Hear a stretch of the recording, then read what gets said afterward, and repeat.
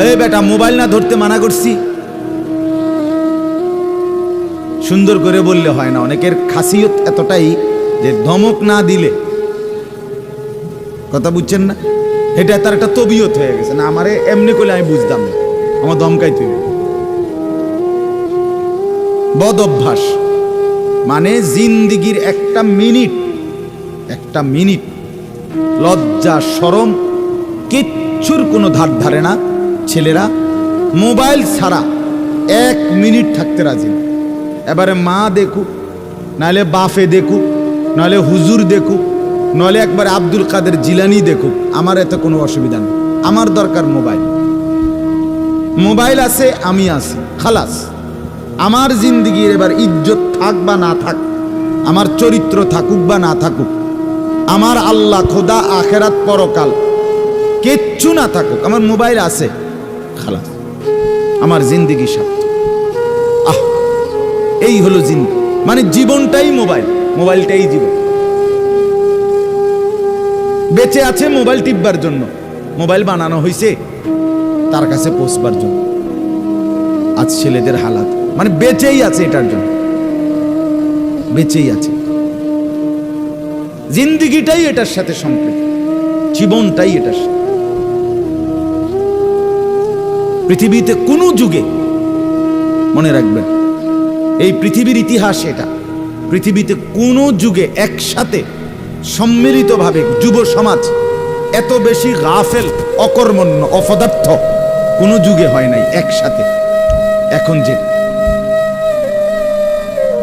আগে একটা সমাজে, একটা এলাকায় বখাটে দুশ্চরিত্র একজন ছিল, দুইজন ছিল, চিহ্নিত, কথা বোঝেন নাই, চিহ্নিত হয় তারে মানুষে চিনত, তে সুর গ্রামে চুক্তি হয়তো একজন, তে একটু খারাপ, তার লগে মিশ্র না। কিন্তু এখন ভদ্রঘরের ছেলে, স্বাভাবিক ঘর থেকে বের হইছে মুসলমানের ছেলে, দিনের পর দিন, রাতের পর রাত এক ওয়াক্ত নামাজ পড়ে না। এতে মা বাবারও কোনো আফসোস নাই, এলাকাবাসীরও কোনো আফসোস নাই, পাড়া মহল্লার সর্দার মাতব্বর কারো কোনো আফসোস নাই, কারো মুখে এই নিয়ে কোনো আলোচনা নাই যে কি আমগো এলাকার যে ফোলাফাইন্ডি এগুলা যে কোনো নামাজই পড়ে না, আমগোর সামনে দুষ্টামি করে, হাঁটাহাঁটি করে, আমরা কি এটা বলতে পারি না? এই অনুভূতিটুকু পর্যন্ত লোপ পাইছে।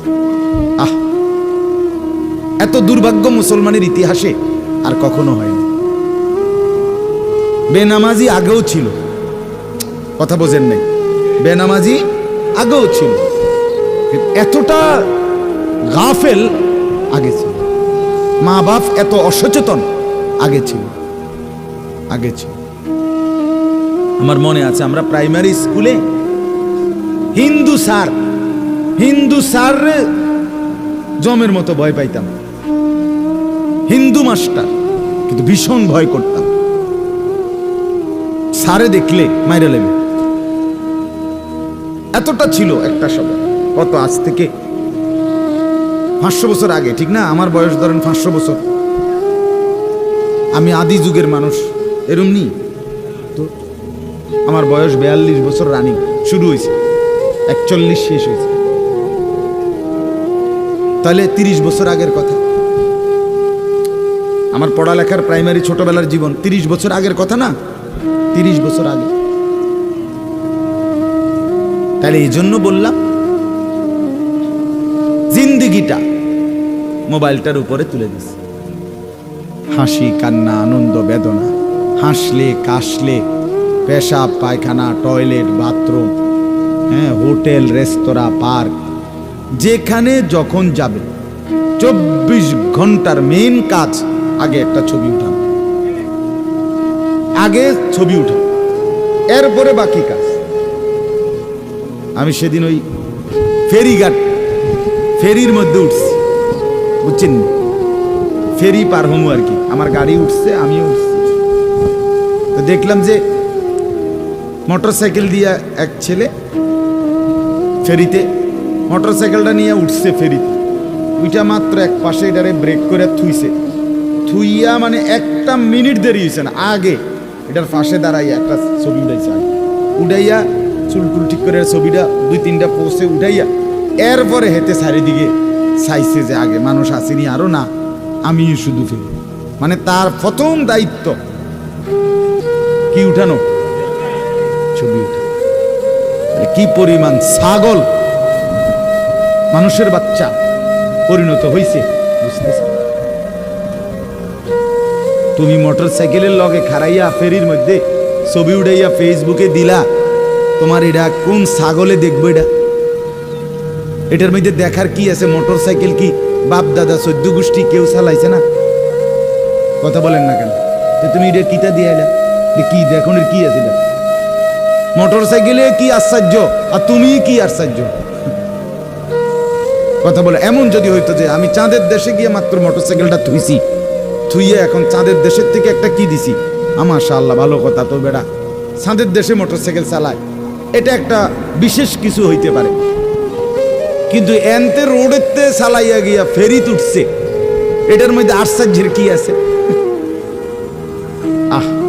মানে রুচির দুর্ভিক্ষ, রুচিহীনতা, মন মানসিকতা একদম নিচে নেমে গেছে, একদম অনুভূতি বিবেক লোপ পেয়ে গেছে, লোপ পেয়ে।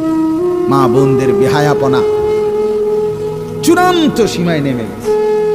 মহিলারা পুরুষ সামনে দোনো পাশে ডানে বামে হাঁটতে উঠতে লড়তে দৌড়তে কোনো লজ্জাবোধ করে না। কি বেড়ার গাত লাগে না, বেডিতের গাত লাগে না, অটোর গাত লাগে না, সিএনজির গাত, এত সময় নাই, পুরো ব্যস্ত। বাজার, মার্কেটিং, দোকান, কেনাকাটা, আফসোসের ব্যাপার। মানে এটাই বললাম আমি, একসাথে সবাই, অধিকাংশ, বেশিরভাগ অধপতন একসাথে মুসলমানের সমাজে 1450 বছরে আর কখনো এতটা ছিল, অল্প অল্প ছিল, অল্প অল্প, একজন দুইজন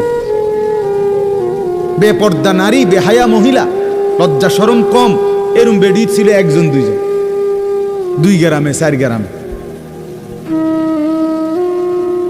কিন্তু মা বোনদের এখন বাজার আর মার্কেটিং দেখলে মনে হয় না আপনি জিগাইয়ের খবর লইতে বোঝে আপনি বাইক থাকেন কোন টাইমে, সপ্তাহে কোন দিন আপনি বাড়িতে থাকেন কখন, আপনি টের, আপনি শনিবারও দেখবেন এবারে বাজারে, রবিবার, সোমবার, মঙ্গলবার, বুধবার, বৃহস্পতিবার, শুক্রবার, শীত, গরম, রোদ, বৃষ্টি, বান, তুফান, ঘূর্ণিঝড়, টর্নেডো, সাইক্লোন, সিডর, মহামারী, করোনা, আরো যদি কিছু থাকে, উনি মার্কেটে যাবে, বাজারে যাবে। আফসোসের ব্যাপার, আফসোসের ব্যাপার, আফসোসের ব্যাপার। আমরা অতিরিক্ত আত্মবিস্মৃত জাতি হিসেবে পরিগণিত হচ্ছি। তো বলতেছি ইনশাআল্লাহ, আমি এই কথাগুলো বললাম, অর্থগুলো আমরা বেফিকির হয়ে গেছি। মুসলমানের সবচেয়ে বড় সম্পদ, এক মুমিনের সবচেয়ে বড় সম্পদ, আল্লাহ নবী সাল্লাল্লাহু আলাইহি সাল্লাম 23 বছরে সাহাবায়ে কেরামের জীবন এবং দিল অন্তরে আখিরাতকে বসায় দিয়েছেন। তারা যেন 24 ঘন্টা রাতে কিংবা দিনে, হাঁটতে কিংবা বসতে, ঘরে কিংবা বাহিরে, আখিরাতকে সামনে নিয়েই জীবনটা সাজাইছে, জীবনটা সাজাইছে। কোরআনুল কারীমের শুরুতে আছে সূরা বাকারার মধ্যে আল্লাহ তাআলা বলেন, অবিল আখিরাতি হুম ইউকিনুন, মুত্তাকি বান্দা কারা, কোরআন থেকে হেদায়েত পাবে কারা, কোরআন বুঝবে কারা, আল্লাহর পক্ষ থেকে হেদায়েত পাবে কারা। আল্লাহ বলেন এই গুণ যাদের, তাদের মধ্যে একটা হলো যারা আখিরাতের ব্যাপারে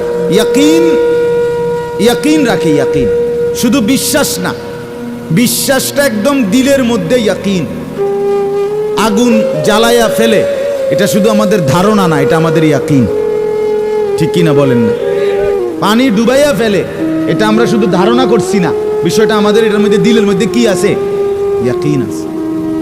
বরফের মধ্যে ঠান্ডা লাগে, এটা আমাদের ধারণা না, এটা আমাদের কি? ইয়াকিন। তার চাইতে বেশি ইয়াকিন আল্লাহ বলে যার অন্তরের মধ্যে আখিরাতের ব্যাপারে সে মুত্তাকি, সে আমি আল্লাহর পক্ষ থেকে হেদায়েত প্রাপ্ত, সেই সফল, সেই জান্নাতি। ইয়াকিন পর্যায়ে থাকতে মানে এক সেকেন্ড আমি যদি দুঃখে পড়তে পড়তে পড়তে জীবনের কোনো চাওয়া পাওয়া পূরণ নাও হয়, কিচ্ছু জীবনের আশা, কত সময় কত কিছু চাইছি, কিছুই পূর্ণ হলো না, খোদার কসম তবুও বিশ্বাস করতে হবে আল্লাহই সত্য, আখিরাতই সত্য।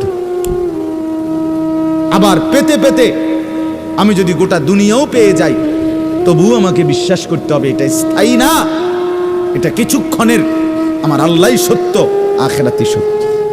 যার কারণে সাহাবায়ে কেরামের মধ্যে যারা প্রচন্ড গরিব ছিলেন, ওনারাও শতভাগ বন্দিগি করছেন। সাহাবায়ে কেরামের মধ্যে যারা ভীষণ ধনী ছিলেন, তারাও শতভাগ বন্দিগি করছে। হযরত ওসমান রাদিয়াল্লাহু তাআলা আনহু ধনী ছিলেন। হযরত আব্দুর রহমান ইবনে আউফ রাদিয়াল্লাহু তাআলা আনহু অনেক বড় ধনী ছিলেন। 100 উট ওই জামানায়, নবীজির জামানায়, নবীজির ইন্তেকালের পরে এক সালানে 100 উট বোঝাই মাল হযরত আব্দুর রহমান ইবনে আউফের মদিনার বাজারে সালান ঢুকতো, পাইকারি মাল আসত 100 উটে করে। সেই যুগে, আজ থেকে 1300 বছর 1400 বছর আগে, আপনি বলেন তো কি পরিমাণ ধনী ছিলেন তিনি। একদিন শুধু হযরত আয়েশা রাদিয়াল্লাহু তাআলা আনহা, নবীজির স্ত্রী, বলছিলেন, আব্দুর রহমান, তোমার এই বিপুল মাল, এগুলার হিসাব দিতে দিতে তুমি তো হাসরের ময়দানে ফুলসেরাত পার হতে গিয়া তোমার কোমর বাঁকা হয়ে যাবে। আমরা কিতাবে পড়ছি সাহাবী আব্দুর রহমান ইবনে আউফ, ওনার উট 100 উটের মাল মদিনার বাজারে পাইকারি চালান নামাইতেছিল। তখন উনি এই সময় শুনছে, এই কথাটা ওনার কানে আসছে। সাথে সাথে সবাইকে ডেকে বলছে, ব্যবসায়ীদেরকে, বাজারের লোকদেরকে, তোমরা সবাই সাক্ষী থাকো, আমি আব্দুর রহমান আল্লাহকে কসম করে সাক্ষী রেখে বললাম, এই 100 উট বোঝাই মাল সহ আমি আল্লাহর রাস্তায় সদকা করে দেব। বিনিময়ে তবুও আমি কিয়ামতের দিন আখিরাতে ফুলসেরাত বাঁকা হইয়ে পার হইতে চাই না, সোজা হইয়া পার হইতে চাই, আখিরাত হারাইতে চাই, পরকাল হারাইতে চাই না। দুনিয়া হারাইয়ে ফেললাম, দুনিয়া হারিয়ে ফেললাম। দুনিয়ায় কোনো লস নাই, কারণ দুনিয়া পুরাটাই লস, আলগা লস আবার কি? কথা বুঝেন নাই আপনি? দুনিয়া পুরাটাই কি লস, আলগা লস কি? বিশ্বাস করে 500 টাকা জায়গাত লস খাইলাম না রে মিয়া, দুনিয়া পুরাটাই লস। সোফা এটা পুরাটাই লস, কারণ এটা কোনো আখিরাতে যাবে না। কথা বলেন না কেন? এই দামি বিল্ডিং এটা পুরাটাই লস, এটা যাবে না, এটা যাবে। কিন্তু সেজদা পুরাটাই লাভ। এটা একটা সেজদা দুনিয়াতেও কল্যাণ আনবে, আখিরাতেও জান্নাত আনবে। এটা লাভই লাভ, এটা লাভই লাভ। এজন্য সবাইকে বললাম, শুনেন সবাই, কিন্তু সবাই বদলায় না কা, এটা আপনার ভাবার দরকার। আপনি বদলাবেন কিনা সেটা ভাবার দরকার। সবাই লইয়া চিন্তা করলে একসাথে, যে যেদিন আমরার গ্রামের সবাই ভালো হবে, নামাজি হবে, সেদিন থেকে আমিও পড়মু, তাইলে হইতো না। আপনি জীবনও পারতেন, তাইলে পারতেন না। আপনি আগায় যাইতে হবে আলাদা, অন্যকে ডাকতে হবে আল্লাহর দিকে, কিন্তু নিজেকে বাদ দেওয়া যাবে না। নিজের জীবন গঠন করতে হবে, নিজের জীবন। আমি আপনাদের সবাইকে বললাম এশার নামাজ পড়েন, এখন সবাই পড়লো না দেখে বুঝি আমি পড়তাম না। কথা বলেন না কেন? সবাই পড়ছে না দেখা আমিও পড়তাম না, এটা কথা, এটা কোনো যুক্তির কথা হলে উনি কথা বলে। এই জন্য বললাম এটা গুরুত্বপূর্ণ। আমরা এটা বুঝি কম। আমরা শয়তানে বুঝাই দিছে, ইবলিসে, যে বলবি কি করমু, গ্রামের সবাই এটা কয়, 10-এর এটা মানুষের, এইটা এই মানুষের উপরে বলে, সবাই বলছে, সবাই বললে কি হয়েছে, তাই বলে আপনি সবাই বলছে পানির ঝাঁপ দিতে, এজন্য আপনি পানিতে ঝাঁপ দিবেন। সবাই বলছে আগুনে পড়তে, এজন্য আপনি আগুনে পড়ে যাবেন। কোনো বাস যদি অ্যাক্সিডেন্ট হয়, 50 জন যাত্রীর মধ্যে যদি 49 জনও মারা যায়, আর একজন লোক যদি বুঝে সে বাঁচতে পারবে, বের হইতে পারবে, এই কারণে সে যে না 49 জন মরে গেছে, যেহেতু আমার আর বাচ্চা লাভ কি, আমিও মরে যাই, এটা নিয়ে কই বসে। সে কি একা হলেও বাঁচতে চাইবে না? তাহলে আপনি জাহান্নাম থেকে বাঁচতে চাইবেন না কেন? সেটা কি আগুন না? সেটা কি এর চাইতে বড় বিপদ না? তো এজন্য কোরআনুল কারীম আল্লাহ তাআলা বলছেন, প্রথমে সবার কথা বলার আগে বাই সিরিয়াল নবীজিকে, ইমানদারদেরকে সবার কথা বলছে, কিন্তু সবার আগে বলছে কু আনফুসাকুম। আগে এটা বলে নিছে, আগে নিজেকে বাঁচাও।